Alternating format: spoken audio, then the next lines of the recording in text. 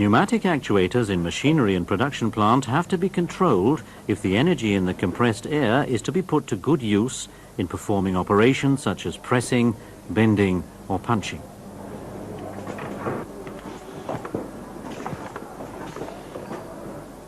The control is carried out by means of valves.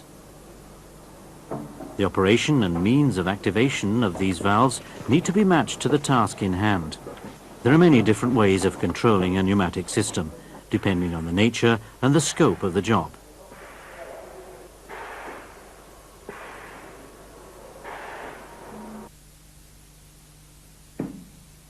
However, they can all be reduced to three basic modes: press and release control,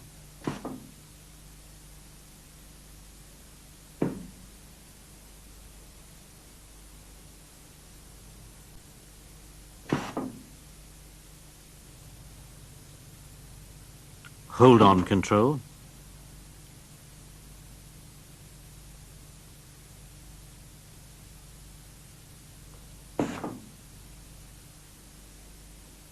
and sequence control. We'll come back to these later.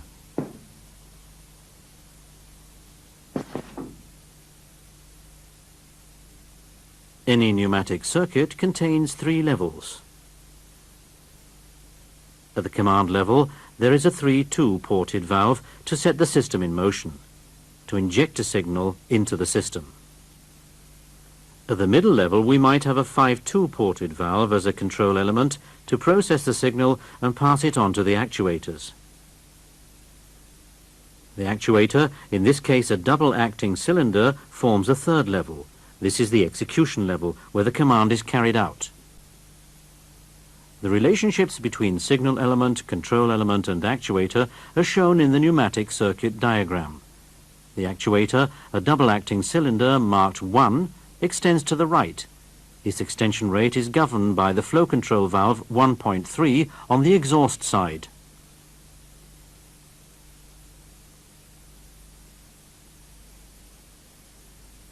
In the middle we have the control element marked 1.2. A 5-2 ported valve.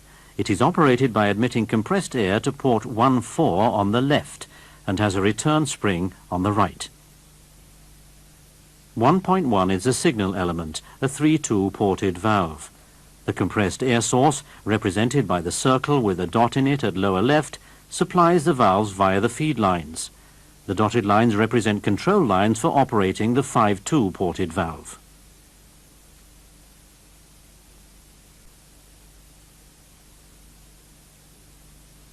The system is set in action by operating valve 1.1.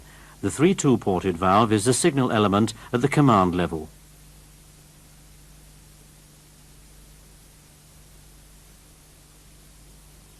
The control signal output takes place at the middle level. The 5-2 ported valve is the control element which provides the cylinder with compressed air. The actuator at level 3 carries out the command.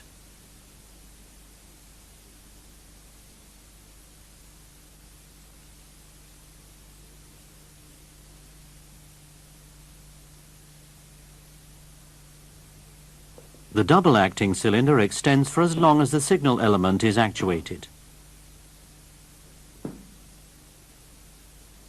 As soon as the 3-2 ported valve is released, it retracts again. This type of control is like a bell push. The bell rings only as long as the button is pressed. The 3-2 ported valve controls a 5-2 ported valve. The decisive point is that the control element is activated by compressed air from only one side. A spring returns it to the start position. To remind you of the principle of the 5-2 ported valve, the plunger is operated pneumatically from the left. It is returned mechanically by a spring on the right.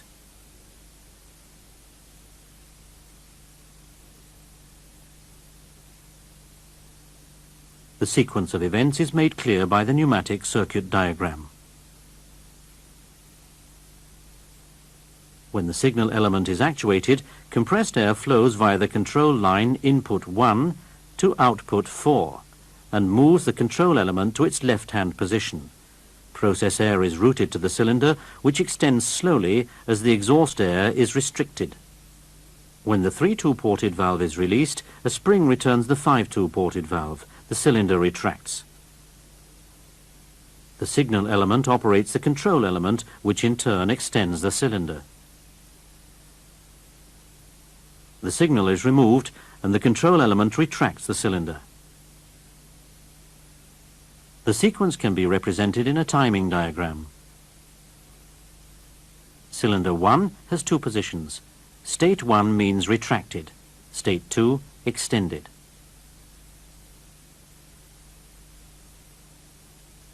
In our example, the cylinder extends in a space of 1.5 seconds and retracts in only half a second. The positions of the cylinder are marked on the vertical axis, corresponding to the times on the horizontal axis.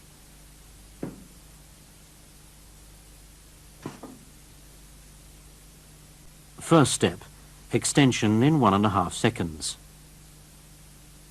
Second step, retraction in half a second. The total time for the 2 movements, that is, the cycle time, is 2 seconds. The third step would be a repeat of the first step, and so on.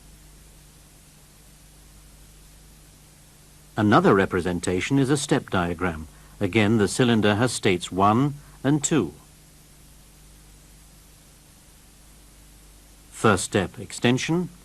Second step, retraction. The times can also be entered alongside the step number, but the time axis is no longer linear.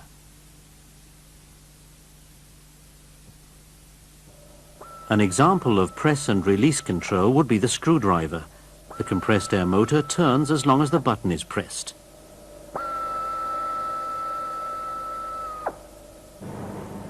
An industrial application. This machine presses parts together. The force is applied only as long as both buttons are held down. When either is released, the press opens.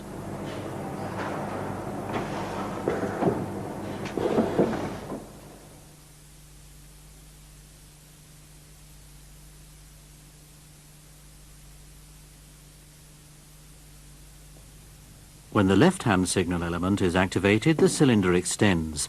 The 5-2-ported valve then stores the signal. It stays in the same position even though no control signal is present, and returns only when the right-hand signal element is activated. The heart of this control is a pneumatic storage element, the 5-2-ported valve which provides the output control signal. It is able to store a signal because there is no spring to return it. A short burst of air is enough to operate the valve. It is therefore called an impulse valve.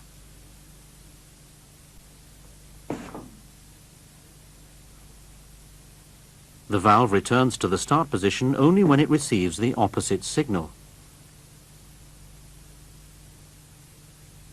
The storage principle is shown by this film sequence. A pulse of air from the left and the control element switches to the left-hand position. The storage device is set. A pulse of air from the right and the pulse valve switches to the right-hand position. The storage device is reset. Hold-on control represented in the circuit diagram.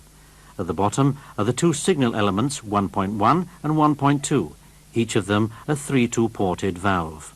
1.3 is the control element for signal output.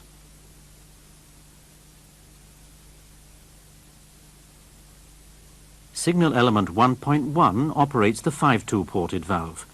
It switches and the cylinder extends. The signal element is released again. The cylinder remains extended until the second signal element, 1.2, switches the control element back again. In other words, it resets it.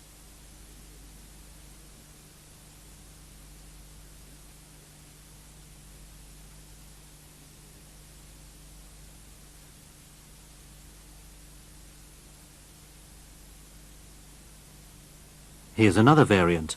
The second signal element, at top right, is a mechanical trip.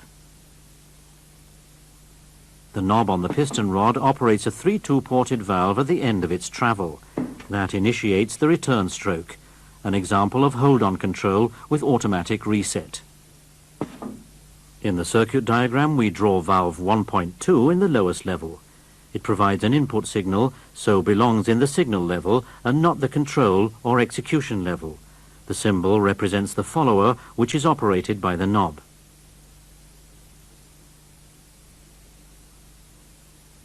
A triangle on the piston rod symbolizes the knob. A vertical bar next to it is numbered 1.2, showing the logical connection to the valve with that number.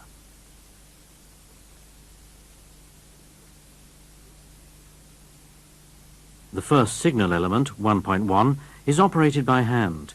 The extending cylinder operates the second signal element, 1.2, mechanically.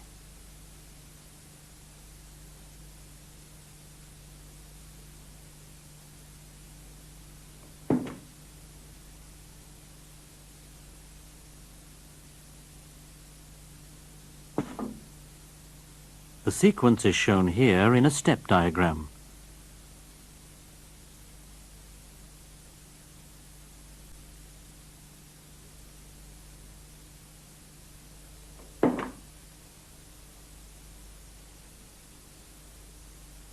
This variant allows us to adjust the stroke of the cylinder. By moving the second signal element nearer to the cylinder, we can shorten the stroke.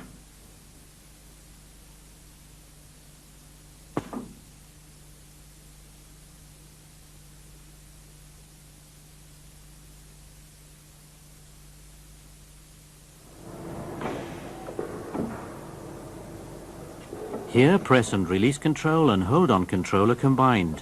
When the lower cylinder reaches the end of its stroke, it operates a single element in the form of a 3-2 ported valve. This 3-2 ported valve initiates the pressing operation. Pneumatic control of this kind is called sequence control.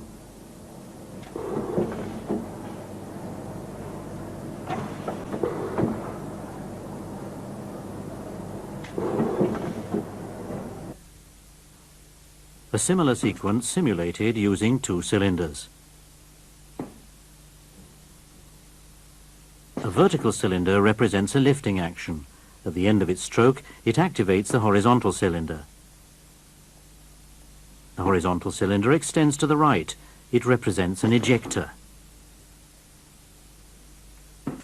The manual signal element activates the lift cylinder via a control element. It, in turn, activates the upper signal element, which extends the second cylinder. That also operates a signal element, which makes the first cylinder retract. In the pneumatic circuit diagram, cylinders 1, the lift cylinder, and 2, the ejector, are shown next to one another at the execution level, both extending conventionally to the right.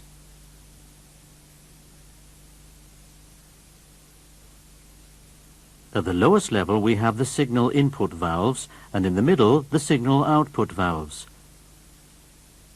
The valves are numbered according to their relationship with the actuators.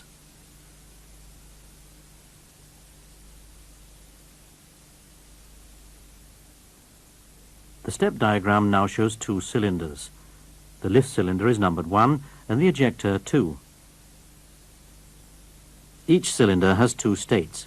State 1 means retracted, state 2 extended.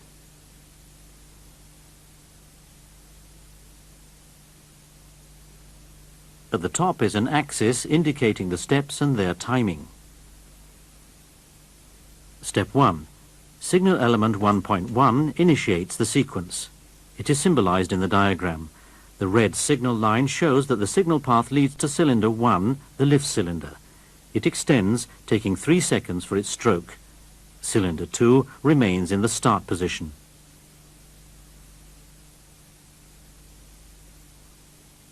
Cylinder 1 reaches the end of its stroke and operates the trip 2.1. Step 2 begins. The signal path leads to cylinder 2.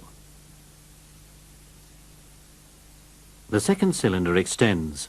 Meanwhile, cylinder 1 remains extended. At the end of its stroke, cylinder 2 operates trip 1.2. Step 3 begins. Signal element 1.2 causes the first cylinder to retract.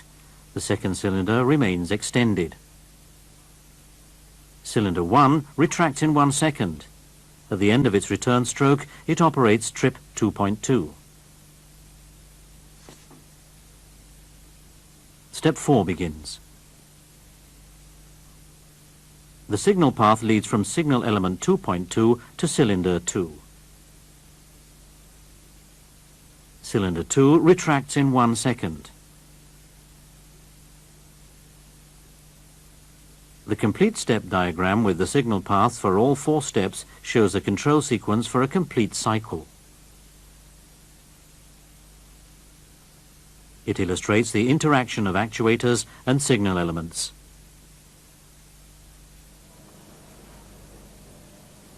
At this workstation, 2 positions are processed alternately.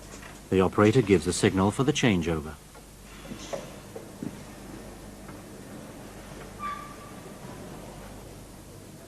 Vertical cylinders extending downwards press the parts together behind a safety shield.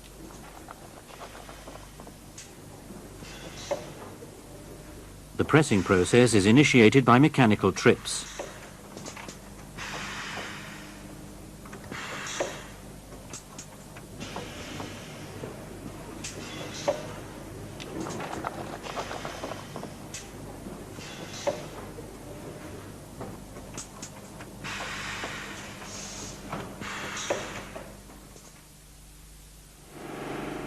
Pneumatic controls in production plant have to be supplied with compressed air. Energy is stored in the air during compression.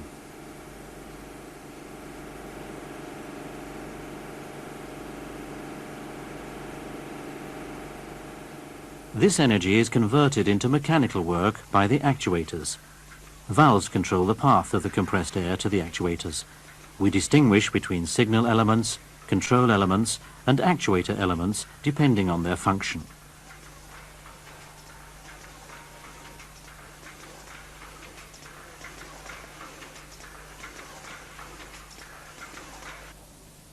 The way the control valves are operated depends on the task and the volume of production. Simple systems can be controlled pneumatically. The control elements are operated by compressed air from the signal elements.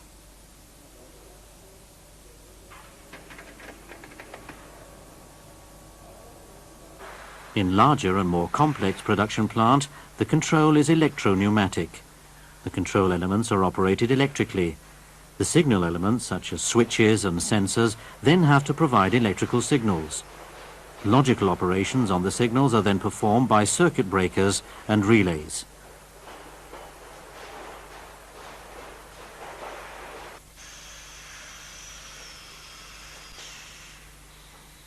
The next stage of electromechanical control is stored program logic controllers, or PLC for short. The relays are replaced by programmable sequences.